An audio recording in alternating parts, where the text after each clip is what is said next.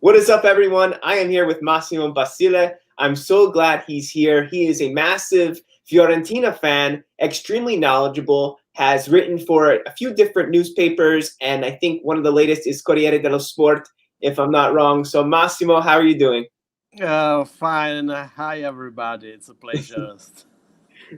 Thank you so much. And Massimo, before we went live, we're having some really cool discussions, and we were talking about, that this is a big match, Roma-Fiorentina, and it really does deserve some type of title, right? Like a Derby della Sud or something like that. But there's just not one. I think we're gonna have to think of one today.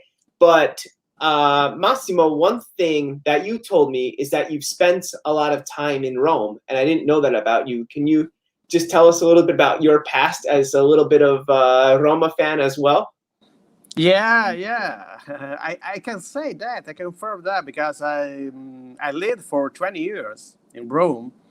I have a lot of Roma fans. I remember that I covered the Roma in 2001, and this is a year that you know well because and it was a very amazing feeling. I remember staying at the Olimpico Stadium after the match, listening to the anthem of the Roma, Venditti, the anthem, the Roma's anthem, and it was a very amazing. For me, it's the best anthem in the world. Yeah, totally. Who were you covering in 2001? Yeah, Roma, the season of Roma, because the editor-in-chief decided to bring me into the Roma's team, covering the Serie A. And so I remember that I went to the stadium writing reports of the Roma. I remember a match in Brescia, against Brescia. I remember a huge win for Roma, 4-2, with a huge Batistuta, a huge Totti. And then we went through the season to the final of the season with the last match against Parma. I remember that was amazing. Yeah. It's just, to me, it's full with flags. Yeah, that was the time I saw so many flags. just there were thousands and thousands. It's incredible. It's crazy. I've only seen pictures. That's like, I actually became a Roma fan the year after because I knew that they were an impressive team, right? And I didn't really have an identity. My family is not from the north. They're Southern Italian, but I only have like ancestral roots. I don't have like my mom's not from Rome or anything like that. So I identified with Rome very much, and they had a really impressive team with Del Vecchio and Cassano, who will later come, but Montella. And at the tip of that, and maybe the most important player of that season was Batistuta. So how was he as a striker? Because for me, it's only YouTube. That's all I know about Batistuta, and I can read and I can look at this, beautiful column where someone writes about him. But really, can you just reminisce for a second and tell me how he was as a player? Batistuta, for me, it was the secret for the Roma's win, because he brought to the dressing room, to the restroom of the Roma, the locker room, he brought the mentality. He was the one who wanted to win something important, because Roma had a crack like Totti, but I think that they lacked of a man like him, like Batistuta, someone who wanted to so passionately wanted to get something to rise up a trophy. For me, it was a very charismatic player. It's a very hard worker, and he's a hard worker. Yeah, absolutely. It was. I remember that when he came to Italy for the first time as the Copa America goal scorer, okay, He worked so much, and he remained on the training ground to improve his skills. Okay, and he worked 1-2 hours more per day respect of the other players because he wanted to become a star, and he did it. Yeah, it's awesome to hear you say that, and you're getting. I think people love hearing you too. We have Cliff here, and he has yeah. phenomenal personality, and it's true. Like when I hear these stories, I'm just so like impressed or just intrigued because I don't know. I'm 31, so at that time, 10 or 11 years old, what type of opinion could I realistically have? Like hearing you say that about him being a hard worker, staying after in training, that's wild stuff because you don't think of that really as a number 9. You think of like a number 9, and they're like somebody who is a bit of a show off, like a personality, maybe someone who just wants to score goals. And I mean, now everyone, they're on social media or just trying to sell shirts. I just never in the past got that impression from Batistuta. And I've read things where he speaks about how it's difficult for him to walk even today. Yeah. And I guess that's why, because he was spending so much time. Yeah, because it was the object of a special treatment by the opponents. You know that every Sunday night after his match, he got into a medical, and he used to some injection just to relieve his pain, the pain of the ankles, because he got in a very bad conditions. I remember that once he told me that it was very, very difficult. It was very hard for him sleeping after the match, not for the adrenaline, but for the pain that he felt. That's crazy. Yeah. And then he still went out and was incredible. He went under surgery, if I don't go wrong. Yeah. Recently went under surgery And when I look at that season in YouTube once again, or you read about, because there's so many things that have been written even now in English about that season with Roma, and when I watch him play, I don't really, I can't think of another striker that reminds me of Batistuta. The way that he struck the ball, and he would not just make space for himself, but find space. Like he seemed so good at just making it happen, like not taking, not being pushed out of the game. Like he was in between the center backs. He could push around. And just that shot that he had is a cannon. Yes. And now, almost in a way, I guess if there is one player in the world, maybe right now, who could even remind me just the littlest bit of him, I think he also plays for Fiorentina. Vlahovic. A little bit, like strong, has a good yeah. This is a good point. Yes, because I think that Dusan Vlahovic looks like having the same work attitude. Attitude. Yeah, he has the very good attitude that is typical of the stars. He wants to improve his skills. He wants to become a star, and I think that he can achieve his target, because I think that at the moment we can say something that can sound like an absurd thing, a paradox, but at this moment, at the same age as Batistuta, Vlahovic is a better player at this moment. He's young. He's really young. No, he's really young, but technically, is better at this moment. Mm. But you know that Batistuta improved so much, and so he became a very absolute forward, an absolute champion. But Vlahovic has a good base, Yeah. no, to start from, and so I think. I read last year some type of transfer report where Roma apparently had bid 40, low 40s for Vlahovic, and it was denied. And when I read that, one, I was disappointed because I really liked him.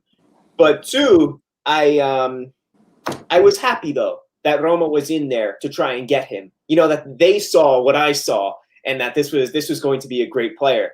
And now, I mean, he's worth the moon and the stars. Yeah. Yeah, they're talking about so much money. And we are talking about a forward that coming from an half season played well. Yeah. We are not talking about a long season, a long career.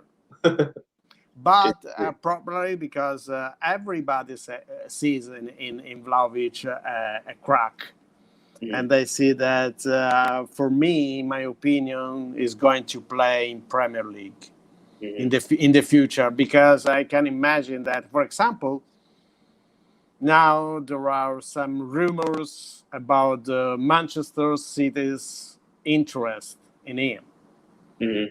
And so you know that when a big club like the City decides to move, that, as you know, that everything can happen. Yeah. I almost wouldn't be surprised, because I think back and there's Nastasic and Jovetic. So I can see that there's a little bit of a relationship there. I wouldn't mind seeing him at Atletico Madrid. I just think that team would be so good with him. And they would win La Liga with him as the starting forward. I mean, of course, there's Suarez too, but that would be some hell of a team. Yeah, totally agree. But I think that the best league for him could be the Premier League, because you know the league is in a period the things are falling down. You have just 3 teams: Barca, Real, and Atletico. I don't know. Liga at this moment doesn't make me feel a kind of amazing, no, an amazing thing. It doesn't look like an amazing league at this moment. No. I prefer the Premier League because of the clubs, because of the fans, because you know that's football, no? Yeah. Where you play in the ground in Anfield, Old Trafford. I was in Old Trafford, and so I remember the feeling, the sensation that you have, that you feel when you are inside the stadium like that. Yeah, I think of it as I talk to you now, and you make a great point in that the terms of the league. Well, this is one of football's great young stars. He should be in the Premier League if it's not Serie A. You know, it would be a disservice to him to go out to Spain and fight kind of. And what about your Roma, Wayne? Well, we have a tricky match on Sunday evening, and I think that with Fiorentina we've won the last four. However, Fiorentina now have been together quite a bit of time. There hasn't been a lot of players moving in and out, and I always have this kind of nightmare in the back of my head, and it sounds a lot like 7-1 in Florence. If I remember right. So I'm glad that this game is in Rome, and I am happy so far. I'm really happy. One, I never thought Mourinho was going to be a profile that Roma could look at and was a realistic candidate.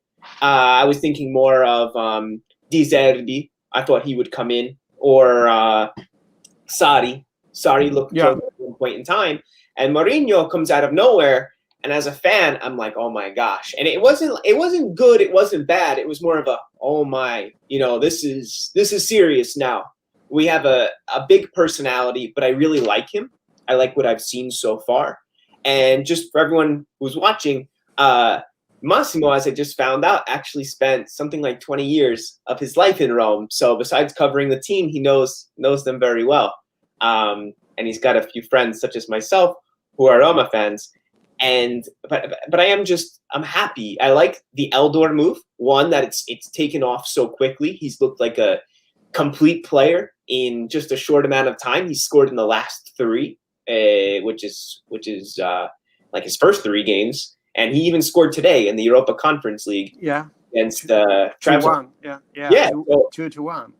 They already look like I got a question here about today's game. And, it's a slow start, but I think we knew it was going to be a slow start. But more than anything, I like that the team knows where they should be. They know their positions, how they should play, the type of attitude that they need to bring, the type of character, whereas they're not going to be given an excuse. They're not going to be allowed to hide behind anything. Yeah. And to me, that's such an important shift in the mentality of this team that I haven't seen since Nainggolan and Strootman were my center midfielders. So it already, just very quickly, we see that Thiago Pinto is shaving the books. He's a big contract. He's about to go to Milan.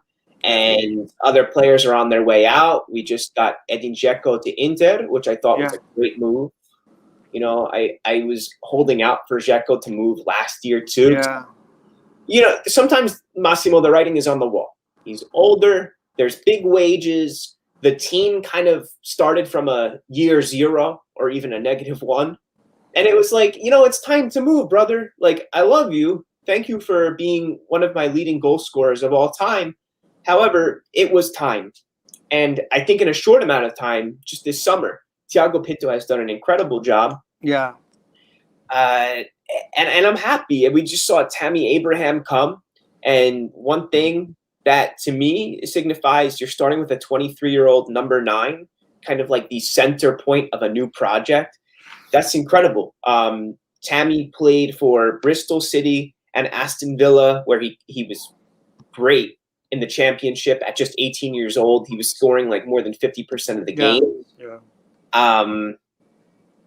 What else on Tammy? I mean, Chelsea just won the Champions League. He was their top scorer in a year where they couldn't make moves in the transfer window because of their penalty. Abraham rose up, and I can't believe that they sold him, really. You see that Barcelona supposedly was interested in him or wanted him, but Tammy chose Roma. And how much of that comes down to the coach, the organization, the seriousness of the club. And these are great signs. These I think in Rome, as opposed to other cities, there's so much pressure because the expectations have never met the reality. And it's the capital city, and there's such a passionate fan base that's kind of been like starved, and it's never panned out the way that as nowhere.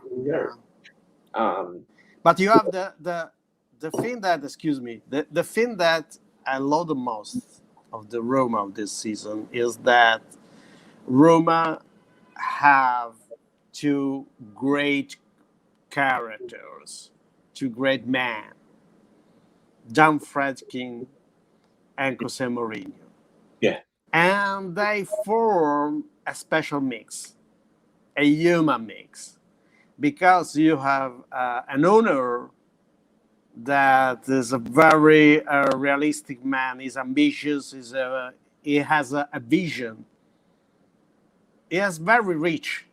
He's not rich like, for example, Commisso, the Fiorentina's owner. Mm-hmm. Commisso has a lot of money, but in my opinion, is not rich like Dan Fredkin, because Dan Fredkin enjoys to spend his money. Yes, it seems. It seems. Rocco, in a certain sense, he has a different story. He looks like a man obsessed with the money, with having money.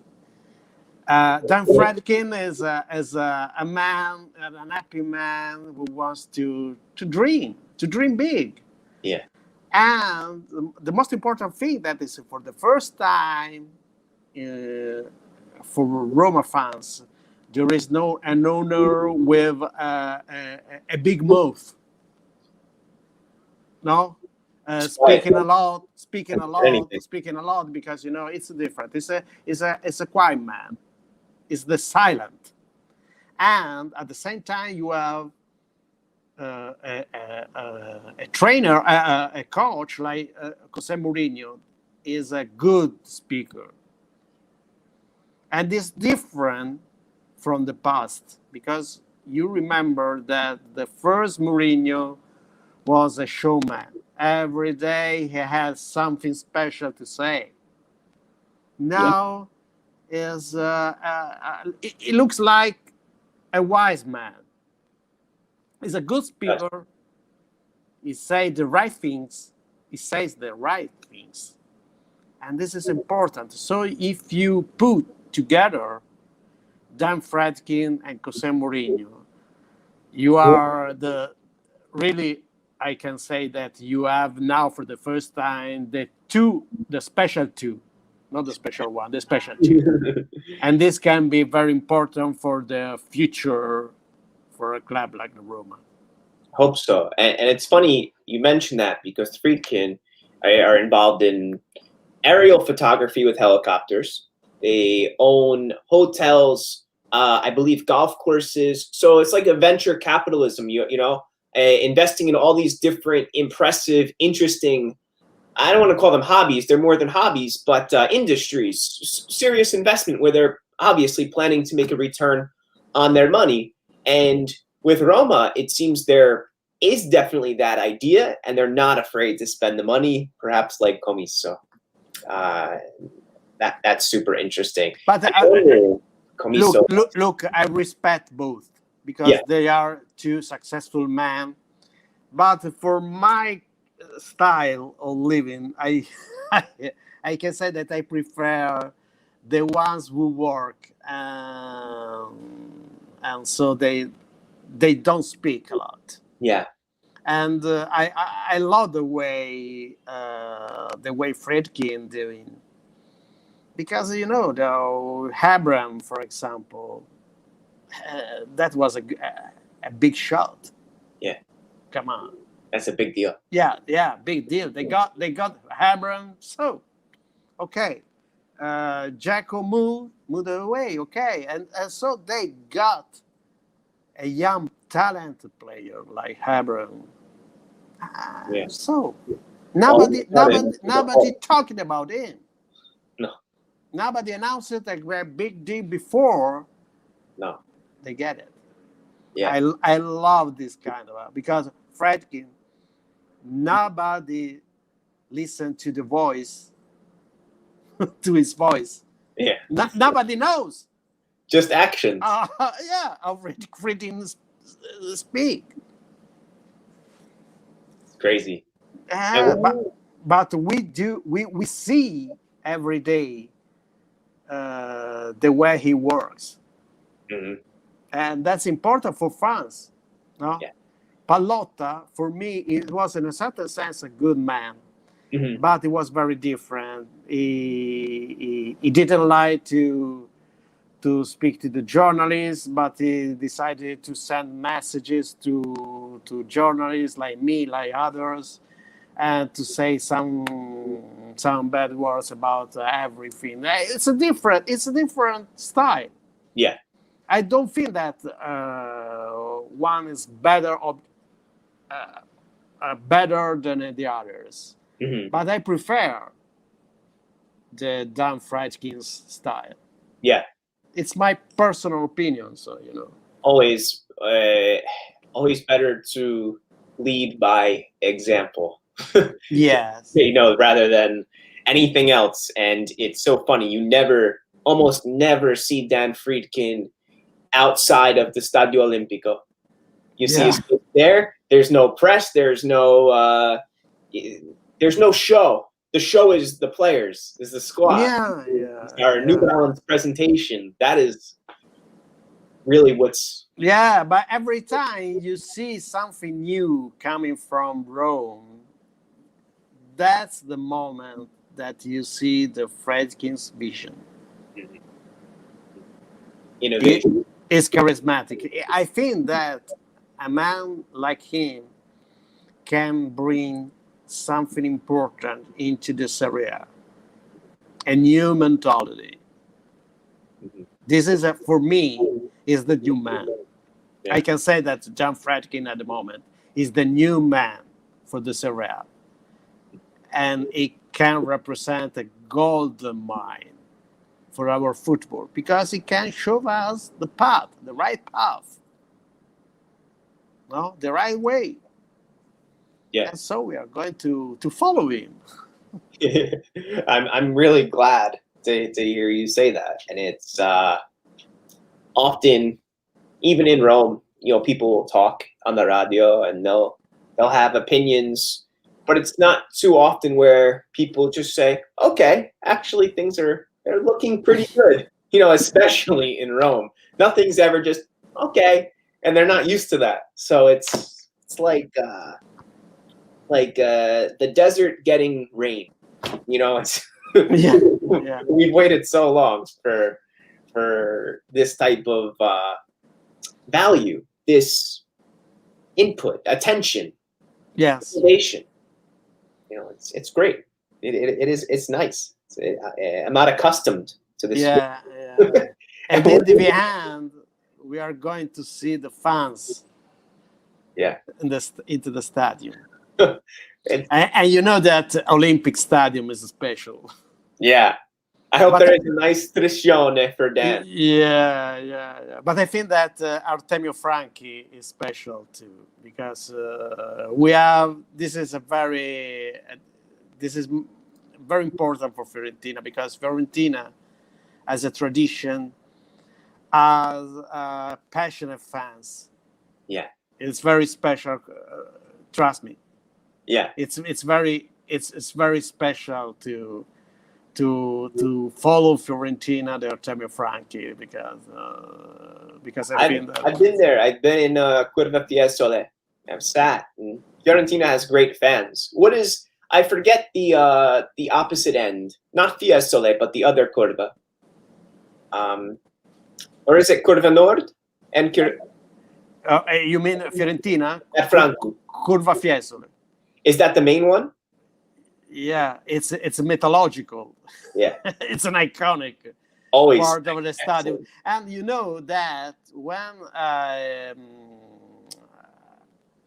go to Florence to see Fiorentina, I don't go to the press stand.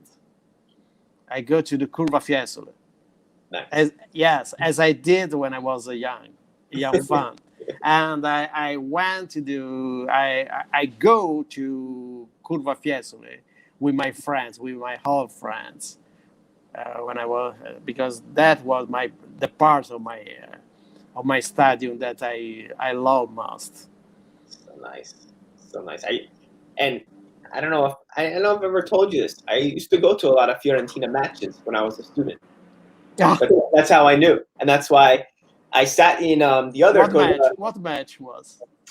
2009, 2010 season. I saw Cagliari, probably Brescia, Sampdoria. I saw a lot of more than 6 or 7 games there. So I went to quite a few, and unfortunately, no big matches. Actually, I saw Juventus. Fiorentina Juventus in 2011 or 2013. And that was great, but Alessio Cerci got sent off in like the 5th minute. And then I saw 0-5. Yeah, 0-5. And that was when I understood just how good that was a tragedy. I remember that was a match that I had the feeling that we would lose after 5 minutes of the game. Yeah, I had that sad feeling. I The said, first "Oh, time I this ever heard this Kidan is Salta e Juventino. This is I had the feeling that that was not my song, that was not my dance." Yeah. Yeah, it was not my dance. No, because it No. was very sad. Pirlo was incredible that match because Fiorentina started sitting back and Pirlo is just like looking out, picking out whatever pass he wanted from 30, 35 meters. Yeah, you are talking about Juventus, a very great team. Yeah. But I miss the atmosphere, the stadium. Yeah. Oh yeah. And because I love, I love football, but I can't see it without fans. The fans. The fans, the curve. I remember that when I went to the Olympic Stadium, I loved seeing the Curva Sud chanting and cheering for the team, because the voice of people, or the fans, like a thunder. Yeah. Like it could be 2,000 years ago in the Colosseum. Same type of... Yeah. This is very amazing for me. And the same feeling I have when I listen to the Fiorentina's fans. Because it's incredible. This is the core of our sport. We love football because of the players, because of the emotion of the goal. But for me, and I think that for you too, is because the magic of the fans. Because without fans, you have no soul. And you see now this last 1 season and a half, it was weird to watch a football game in an empty stadium. No, come on, it's not football. It's I didn't like it. Yeah, no, it's hard, and today I was watching Roma-Trabzon, and there were fans there in Turkey, and that's just hearing them boo. When Roma scored, I was like, yes, finally.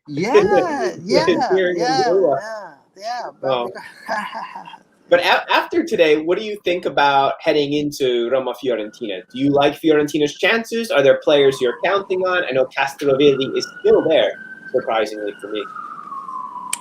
Oh, look, I feel that we have 6-7 good players. And for the first time, with under the new ownership, we have a true coach. Italiano is a good coach. Yeah. So I think that is going to improve the team. It's quite easy because we are coming from a very bad times. Because we didn't see the team playing well in the last 3 seasons. No. But at the same time, I think that this team can have some difficulties in the future, because we lack of some key players, like a fullback on the right, a fullback on the left, a defender, and how can I say in English, the regista. Defensive midfielder. Not really. Yeah, I would love to see again in my team a player like Pizarro, that know well. David Pizarro, a small player, a small machine, a brain, a machine. That gives some drizzy to the team. I should have watched more of him growing up. Yeah, I think that, but for this season, I think that the most important thing is to see again. Mhm. To see again the team playing well. Yeah. This is important. Now, obvious, of course, we want to stay on the top of the table, on the left side of the table, as they say in Italy. But I think that it's more difficult respect of what we think about at this moment, because it's the team is not different from the team of the last season that played the last season. We have Nico Gonzalez. Nico Gonzalez is a good player. Where did he come from? Stuttgart, from the Bundesliga. He's an Argentinian player. He's a right and left wing. He's a very good player because he's a dribbling man. He can be dangerous for the Roma. But at the moment, telling the truth, I think that Roma is stronger than us. They've got a lot of good training in. Yeah, but we are at the beginning of the season, so everything can happen. No, at this moment of the season, because I think that in 2 months' time, we are going to see a different Roma. We have a Roma that play like a team, and this is very important. Yeah. But I think that Roma is a project growing. Yes. No, and in the coming weeks. In crescita. Yeah, we are going to see something new, something special, like the coach. Mm-hmm. Yeah, I don't know too much about Italiano aside from that he's highly rated. Do you know how does Italiano set up his players? What type of formation typically? No, it's is a coach who loves to play an offensive football. With and the line is the 4-3-3, but I think that the different from the past is the attitude of the players. I see. Yeah, he wants to see the fight. He wants to see the players fighting on the ground. And this I think important. Missed that a little more. Yeah, offensive pressing the other part of the ground in the offensive part of the ground. But I think that it can be difficult against a team like Rome, because Fiorentina comes from a pre-season. We have seen the team play some weak teams, no. So you didn't see a very test, no. Yeah. We hadn't a very test. Roma is the very test. Yeah, that'll be the big Cosenza in the Coppa Italia wasn't a good test, because that was a team that formed in just 1 week with so many under 18s, sub 18s, so young players. So that was not a test. But I think that against Rome, we are going to see the very true test for Fiorentina, and so we are going to understand something more about the perspectives of our team.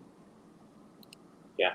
Well, I think that Roma does have the advantage because, like you said, it was Cosenza in a Coppa Italia match. Whereas, we've gotten a real taste of actual true football in this Conference League.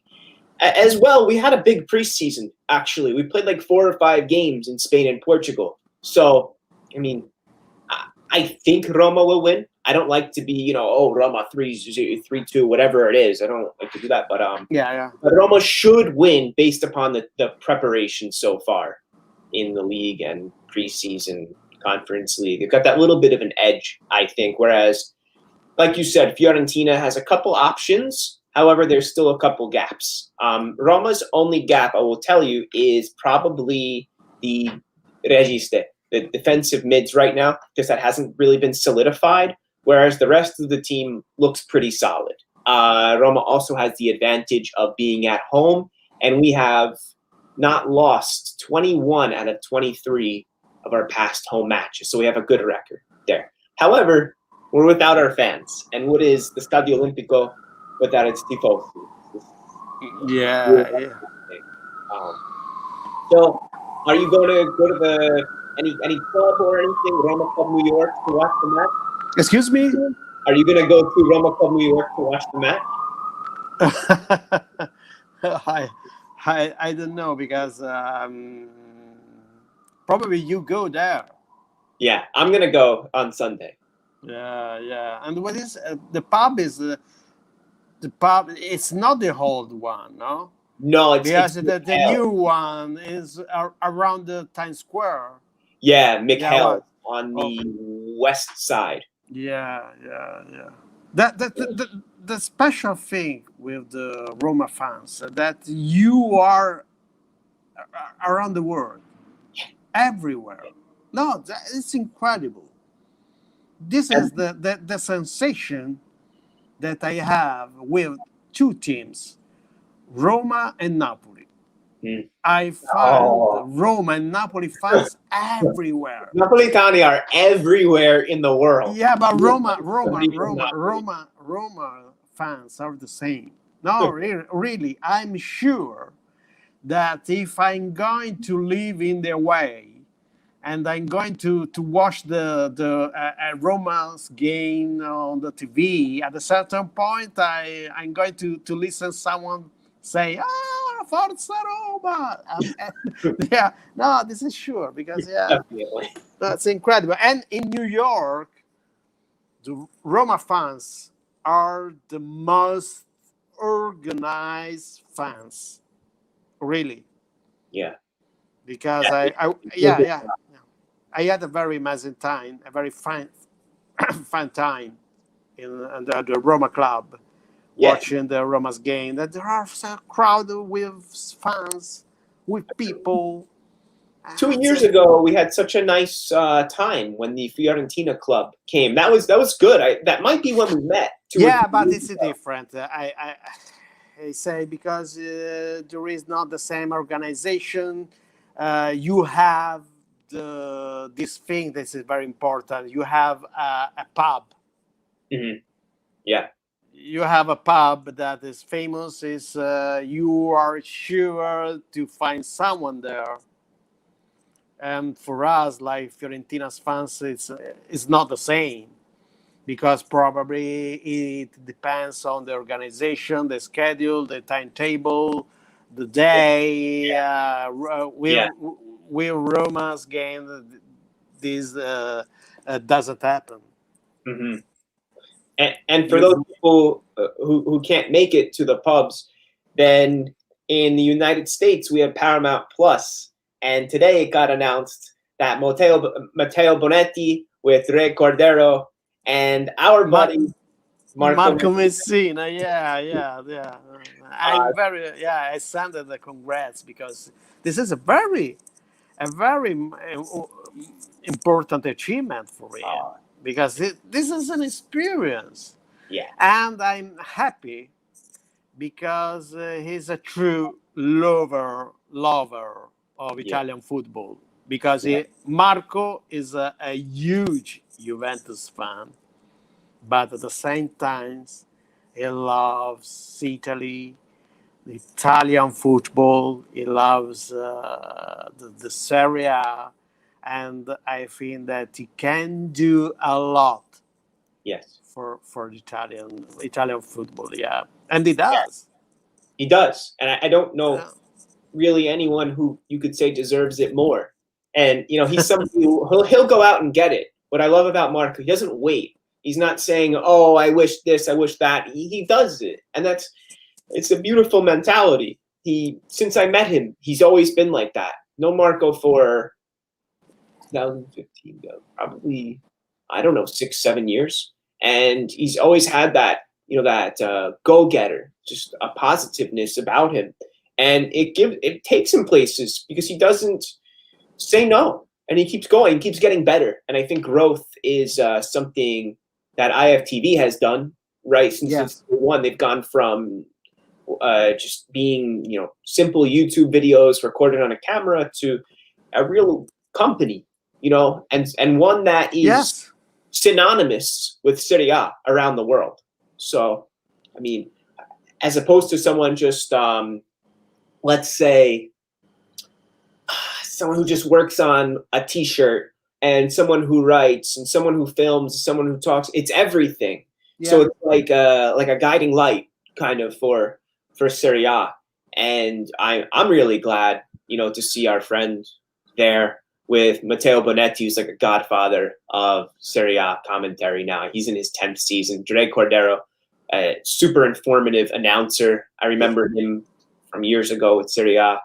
Is Matteo Bonetti living here or in the UK? He's in the US. In the US? Where? Yeah. He's in, I think, the Northeast. Ah, okay. Yeah. So he's in the Northeast, as is Fabrizio Romano. I don't know where he lives. Yeah. No, he lives in Italy, in Milan. He's in Milan. Yeah. Whatever. I think that if I see a guy like Marco Messina, and I see a guy like you and others, I'm very happy to live here in New York, because I see a community, not a young community growing up. And I'm sure that in 3-4 years, you are going to create a very special community, a TV and network community. This is my prophecy. I hope so. No, really. I'm not You are doing big. You are doing nice things. You are a very passionate Rome fans. I feel I feel the way you live your passion, and this is very amazing. Thank you. And I see that Marco Messina is doing nice things to promote the Italian football in the US. And I saw that this is the destiny, I mean, because I think that in the future, you both are going to create something special, to put together your energies. Because I think that in New York, I discovered New York like a city of football. New York is really the city of football. Yeah. Because, coming from Italy, everybody thinks that now in the US, they don't like football. New York is basketball. Okay. No, the football like Giants, the different for the American football. But this is not the truth. No. New York is like Naples, it's like Rome, it's like London. The football, the soccer, the football, I prefer, to call it football. Yeah. The football is here. And in the future, we are going to see many more fans, many more guys following the football. And the Italian football too, the Premier League, but the Italian football too, because of you both. I dream for that. I'm not going to stop. I'm going to keep trying to get better and more, and just keep it moving, because I do love it, and I love to play, as does Marco. We're players too. It's not just just looking and having opinions. It's something we really breathe. I mean, the first thing I think of when I wake up, don't tell my fiance, but it is calcio. I'm sorry. I just immediately think that I have to read, or I got to know what's going on, because this is like, it is my life. Tomorrow I wake up at 5:40 a.m. and I go to train, and I take my team and we start running by 6:45 a.m. and it's You are a teacher. You are a teacher. Yeah, I teach and I coach at the high school where I work. Yeah. So it's just something that So I think that you are perfect, Wayne. You are perfect. To work with them. Yeah, to teach, Oh, thank you. to feel the Italian football. Oh, thank No, you. really, and how to give a special narrative about about the Italian football. Well, And thank so I think that in the future that can be a chance for you to create a society, an organization, just to teach how to feel the Italian football in the US. I would love that. Preghiamo. Because you have to dream big, Yeah, because football, Italian football, can be a resource for everybody.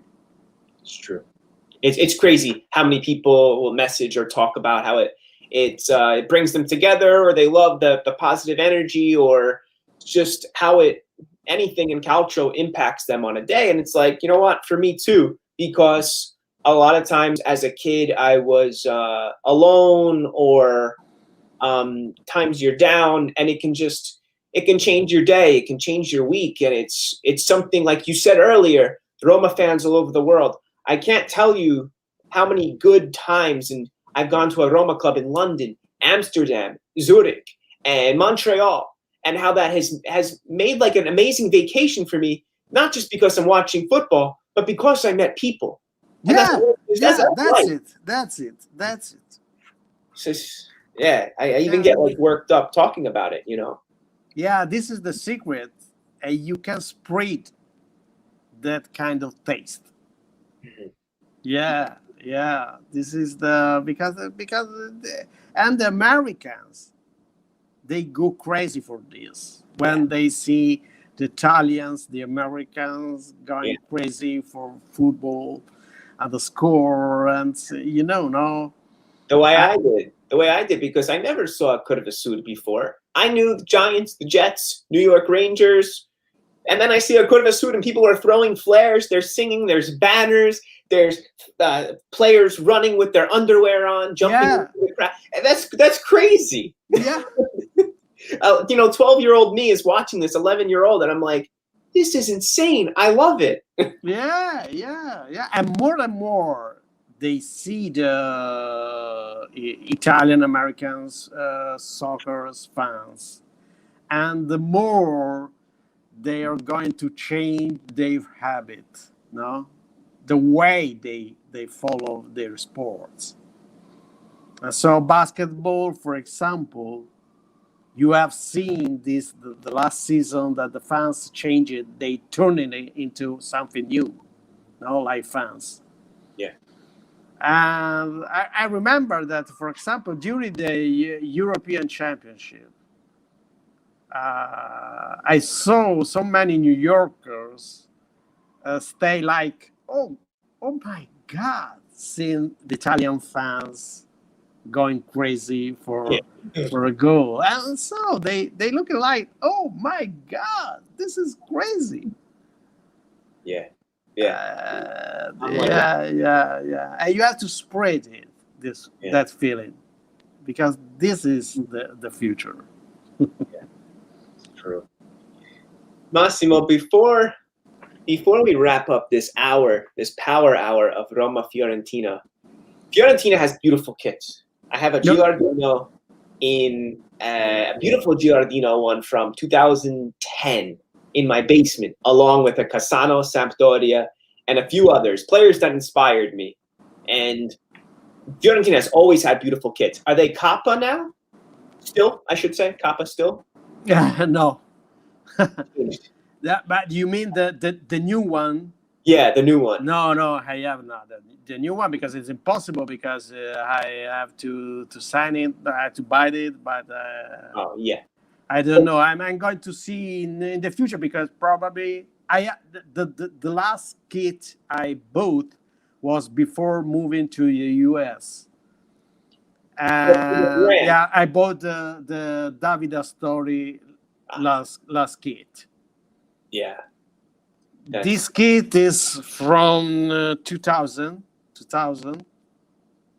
The season, the year when we won the last trophy, the Coppa Italia.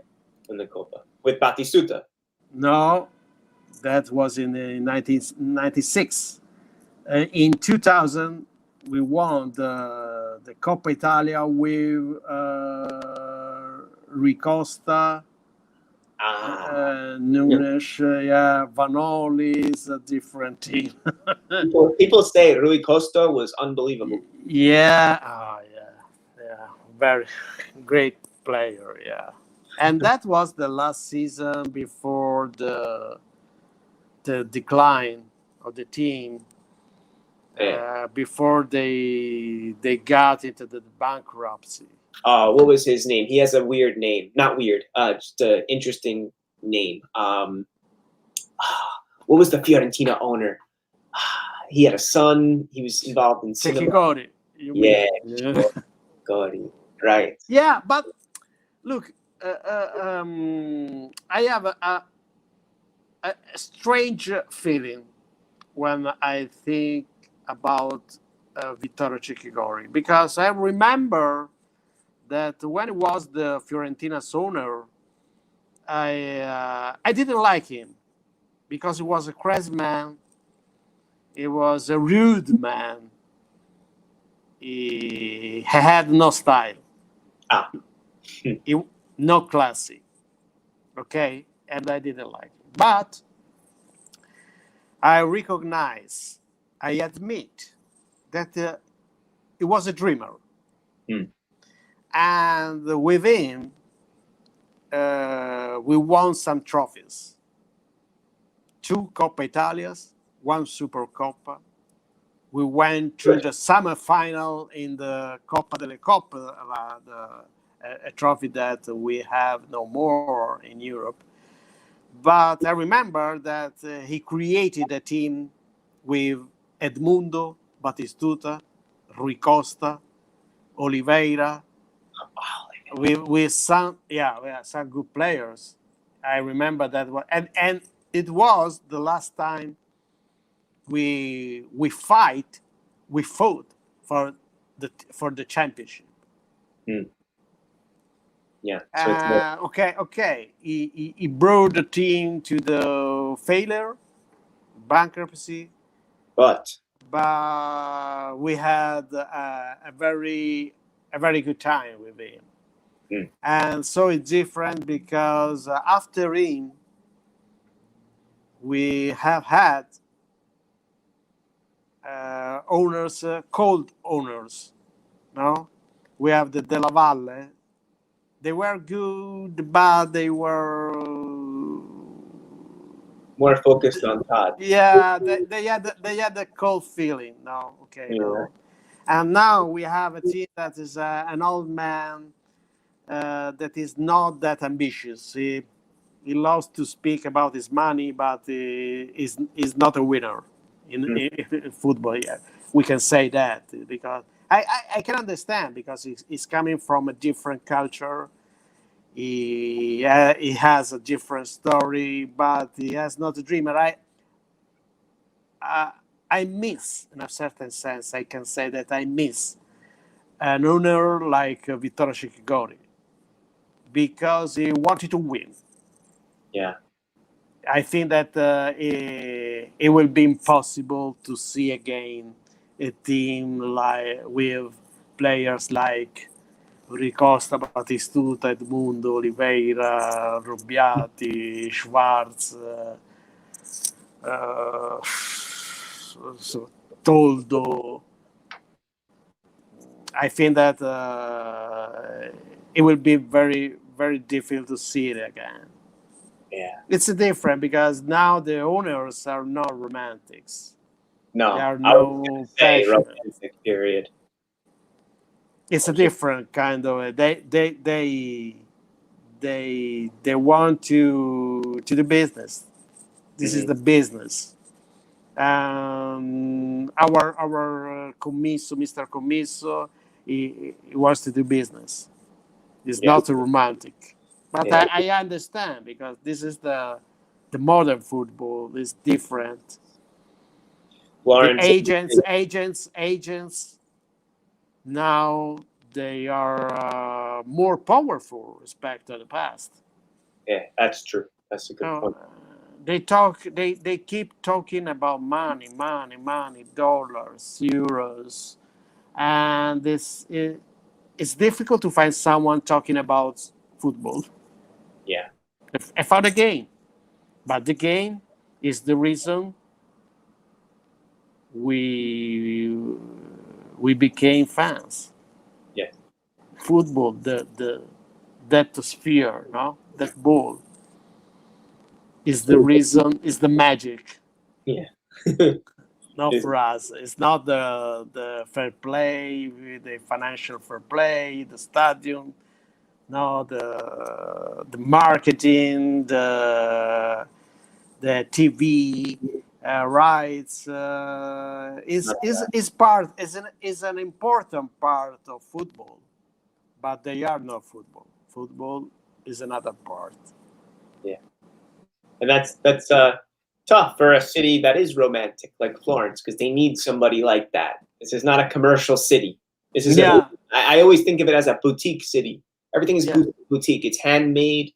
It's done with so much detail, and the owner should mirror that type of mentality that the city has.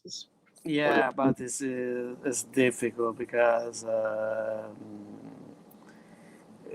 probably I think that the perfect owner for us would be a rich man who loves Florence, who is from Florence, Mm.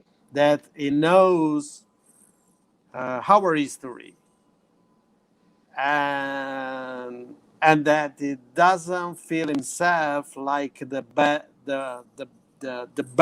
best, no, of everybody. Yeah.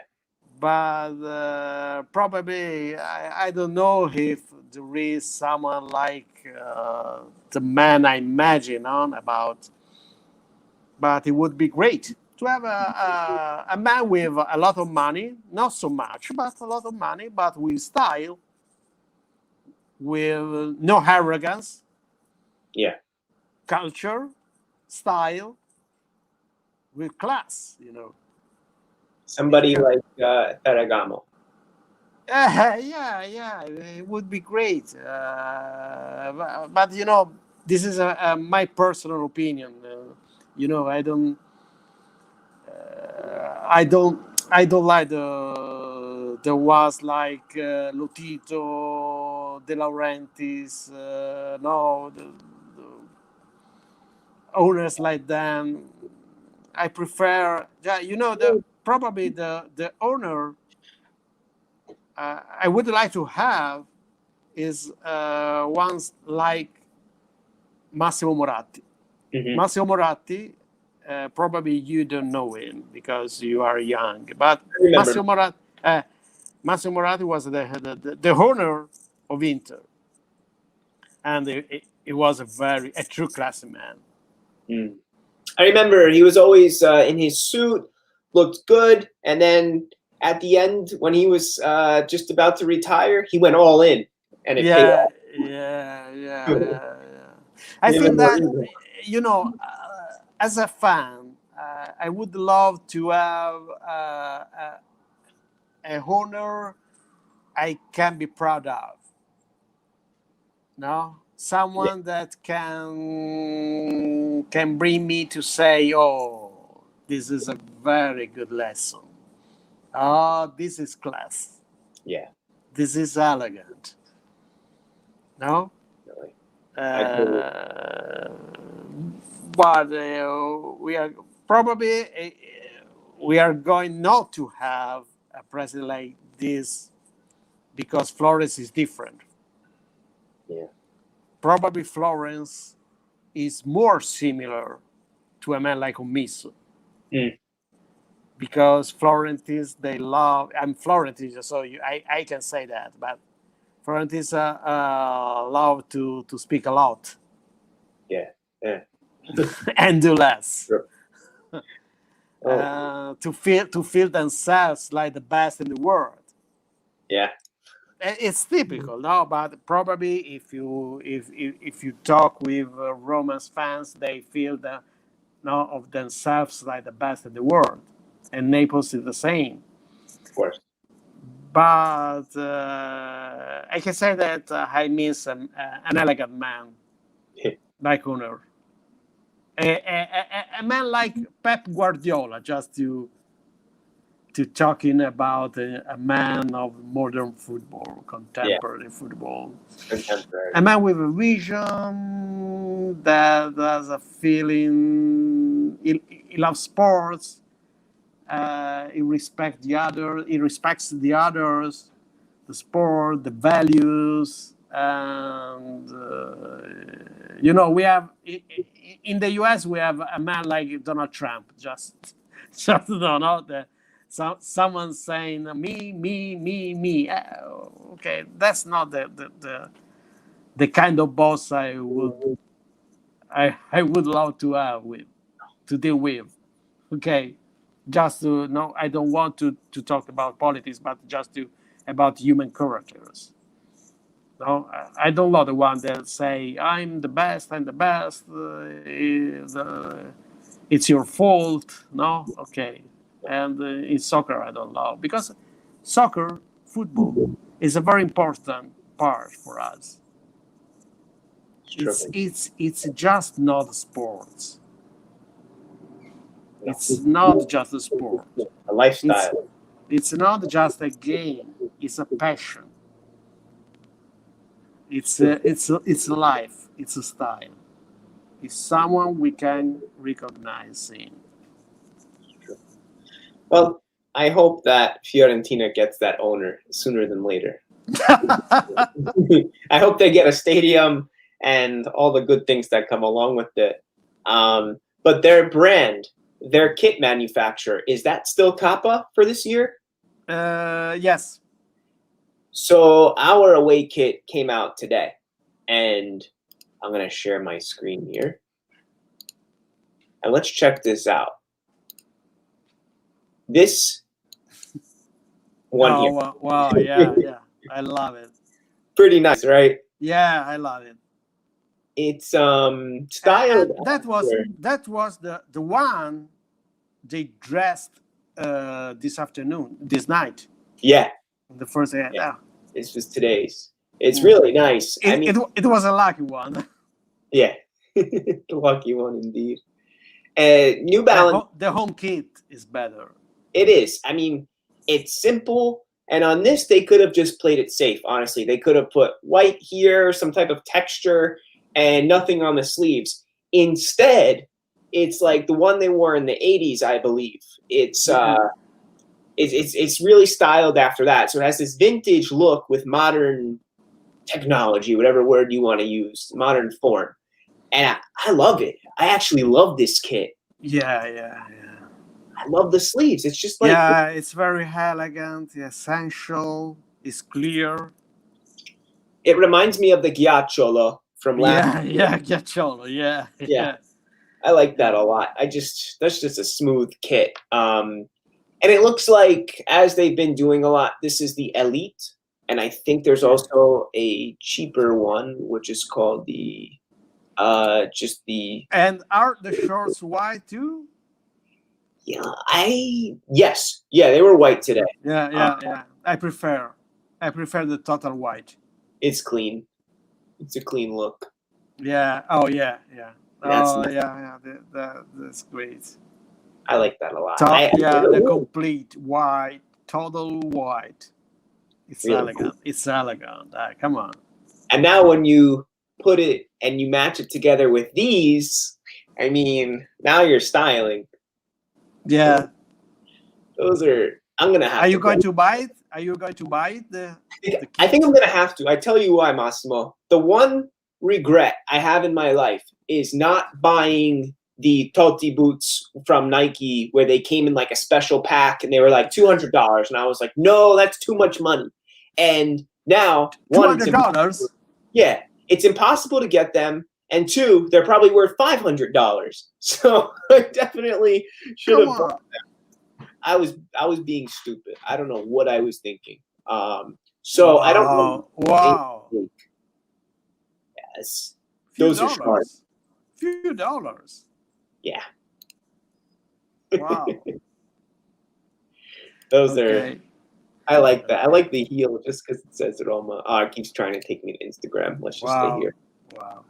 I just love the detail on the outside of the foot, that little texture there, and then the heel. It looks kind of like a zebra print or something, and then almost like lightning on the bottom.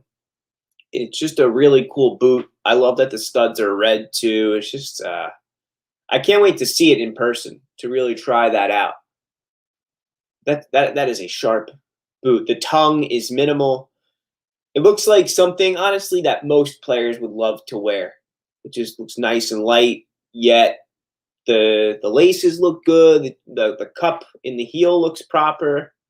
It's a nice job by New Balance. I can't wait to try that out. Let me get us back. How do I stop sharing? Stop screen. Anyway. So Massimo dropped out. I'm not sure. Anyway, I thought that was an awesome episode. I loved having Massimo in there, just getting his expertise, experience, wisdom is, for me, as someone in their low 30s, it's fundamental. Having someone who can tell me how it was and just, the reality of situations. You go back to the old owner of Fiorentina and him covering Roma in the 2001 Scudetto season. Like, these are incredible stories, and that's sometimes what makes calcio so romantic and so interesting. And we remember that this is part of like a collective, and this is not just this season, but Serie A is something massive and unites so many people. That jersey's sick though. That white one is just an incredible shirt. And we've got Massimo back. And Massimo, we're just wrapping up. And I was just telling everybody just a little bit, how appreciative I was of you taking the time to do this. We're at an hour and 12 minutes. So sorry for eating up your time. Thank you for having me. Oh, definitely. And we'll do this hopefully again for Fiorentina Roma. Okay. Good luck, but after the game. After the game, not before. And during. Thanks, Massimo. Okay, have a good one.